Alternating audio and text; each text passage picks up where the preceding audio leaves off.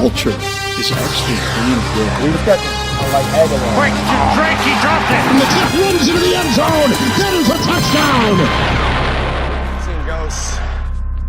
San Francisco has been white hot as of late, smashing their opponents with a fury seen by few in recent memory. Arizona riding on a beautiful wave of false hope after defeating a series of easy opponents. This wasn't a typical Thursday night game.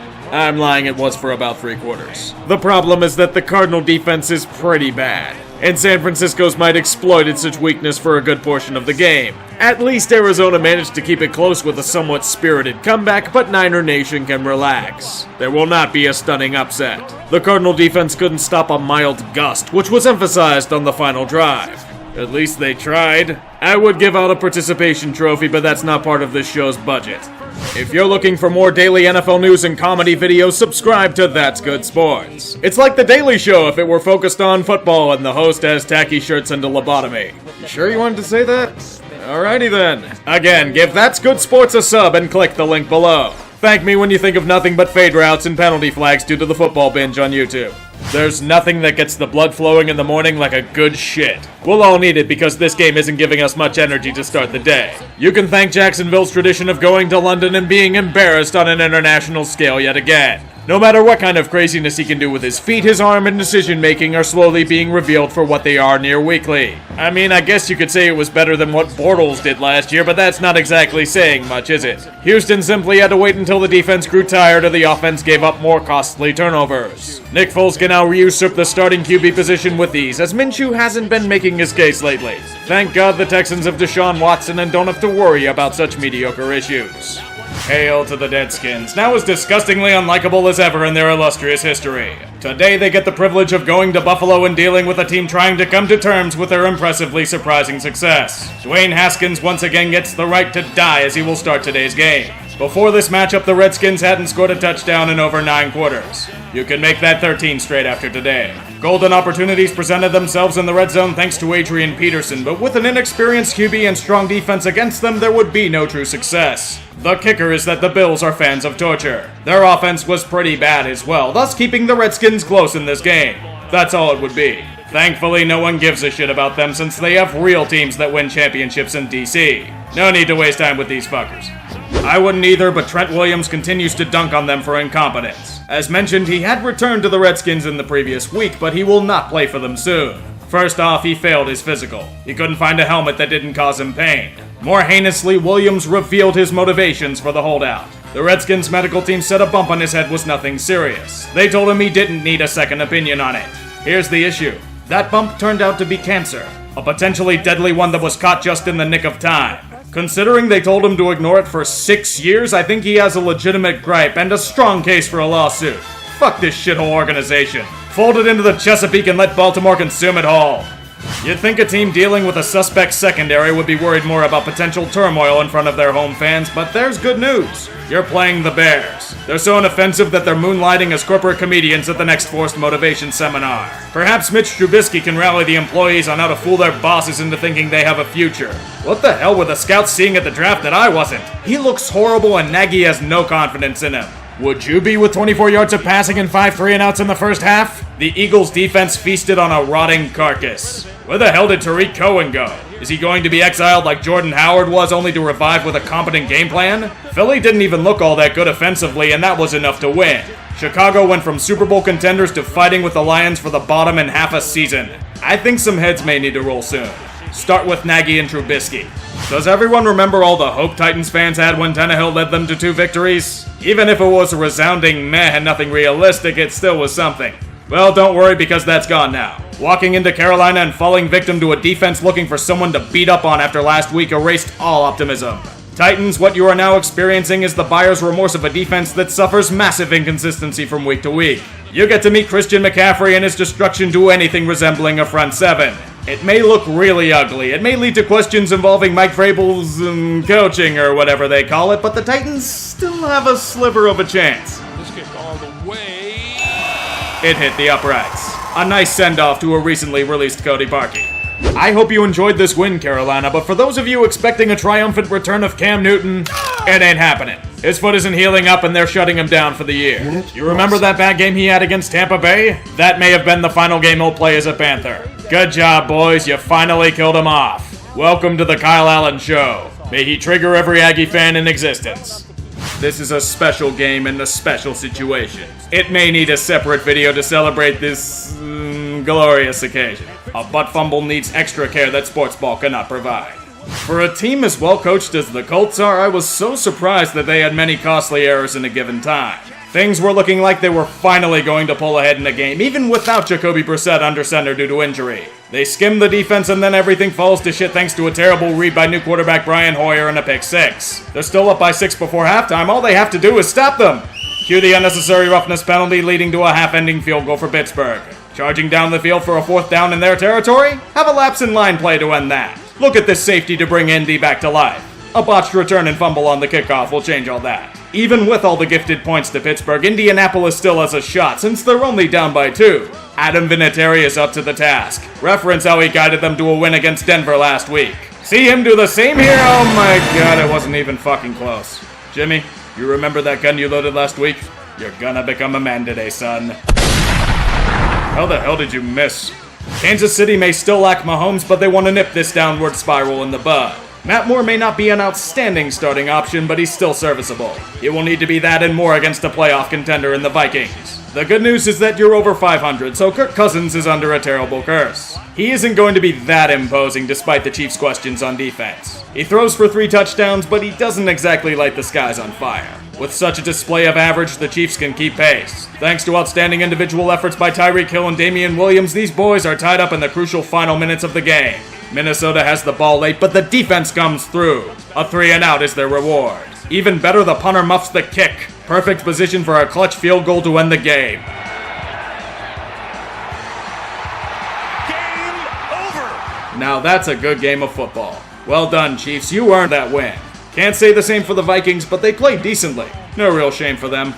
Better late than never, Chargers. I would say that it's welcoming to see you finally live up to expectations, but in this way? Damn. It's not like you beat the Packers, you utterly silenced them. Aaron Rodgers had 35 yards passing in the first half. Their defense was bending into a bow, hacked and slashed for yardage. It may not have been a rout since Badgley had to kick 4 field goals, but with that defensive performance, you didn't need much. The Chargers may finally have some life, and it's with a delicious serving of humble pie for the Cheeseheads. Can't say I feel that bad for them. Neither do I feel bad for the Chargers. It doesn't take a genius to realize that their move to LA was terrible the moment it was announced, but the rumors flying nowadays? Even zanier. The newest rumored relocation for the team no one cares for? London, England. London? Do you realize how badly that'll mess up the divisions? Incredibly, this has led us to a rare sight. Dean Spano showing some semblance of a backbone. I'm more surprised he had a spine in regards to anything, even if the objective is foolish and pathetic. You know where you belong, Chargers. You just can't go back until a certain someone is gone. Get the hint. Fuck you, Spanos. I don't want to hear another damn word from Browns fans about how we're taking them lightly before a game has been fucking played. All the shit they talked before the season just because they beat up on a bunch of pushovers in the home stretch last year. Look at them now. They're being exposed by the Denver Broncos. Not even by checkdown Flacco, but by Brandon Allen in his first career start. No one knew who the hell that was before he allowed us to spew piss and vinegar at Cleveland. Your defense is a mess. The offensive line is completely abysmal. OBJ and Jarvis Landry are more interested in the fucking cleats that they wear instead of making an impact on the offense. Baker Mayfield looks like he's about to lure an unsuspecting kid into a van thanks to this team. Every time the Browns have a chance to do something, they shit on it. Every goddamn time. You have safeties talking shit and calling people crackers on Twitter. His game on there is just as bad as it is on the field. No surprise he was cut the next day. OBJ is getting pissy and about to erupt because he isn't getting the ball. Seriously, this team has a worse record than they did under Hugh Jackson last year. This is eons worse of a season than 2017 was. At least we all knew they were gonna suck back then. Get the fuck out of here, you frauds. And don't come back until you start proving you aren't an ineptly run shit stain on the league. Both of these teams need this win like my fat ass needs a treadmill and a set of weights. Back home in Oakland, the Raiders need to prove to the world that they are to be taken seriously. The cancer and drama that plagued them the past few years has been shed in their eyes. What a perfect target than the Hard Luck Lions franchise, ironically also desperate to prove themselves as legit. This game was less a matchup and more a series of bombing raids. The quarterbacks in the sky were the MVP today. The Raiders have an awful secondary, that's been proven, but what's Detroit's excuse? A defensive genius like Matt Patricia's pride and joy delivering the 31st ranked defense in the NFL. All you can thank is that Matt Stafford's been allowed to unleash the football again. It's helped them keep neck and neck with the Raiders deep into the game. Oakland may have the lead, but Stafford needs to drive them to a comeback. He's gotten them to the 1-yard line with 1 play left. Oakland even called a timeout to give you a great chance. They fake the run. Broken up in the back of the end zone. So Marvin Jones has been tearing up the league these past few weeks and you don't even have him on the field? Or Golladay? God damn it, Detroit, you're useless. Tampa Bay is in desperation mode. They know if they fall to 2-6, their season is all but finished. Yet again. The fortunate thing is that famous Jameis has no interest in expanding his business to the Pacific Northwest. He's aiding the offense instead of the other team. With the Bucs up quickly, there may be a chance for a stunning victory, just like their win against the Rams about an age ago. Then again, if there's anything we need to know about Russell Wilson, he thrives on dissecting weak defenses like the Buccaneers on a daily basis. The Seahawks would come back quickly and turn this into an intense affair. Winston trying to match Wilson at every turn, the game would be tied within the 2-minute warning. Seattle has the final push and the tools needed to win, and false alarm, we're going to overtime. Here, Seattle would get another shot. This time, they wouldn't miss. They march down the field and escape a tight game with a win to keep pace in the NFC West. Bucs, good game, but 2-6 is hard to come back from. If only Jameis wasn't such a turnover machine in previous games. 12s, do you like talented wide receivers that have questions about their work ethic and dependability? Good for you, Pete Carroll enjoys his self-righteousness and reviving lost souls. Josh Gordon is the newest member of the Seahawks. This is pretty much his last chance, so if he slips up here, that may be it for his NFL career. He's pretty good when he's focused, though. Perhaps he can keep on the straight path here. Oh no, the Patriots are losing a football game by more than 10 points. We feel so bad for them. Don't be shocked about it at all. This isn't because of anything they're doing, but because they have the dreaded issue of having to play a real team. Yes, New England, the age of having a paper-soft schedule with god-awful quarterbacks is over for the time being. Lamar Jackson made sure of it. They weren't ready for their speed and potent running attack. Short passes frequently available, the Patriots never really having an answer for them.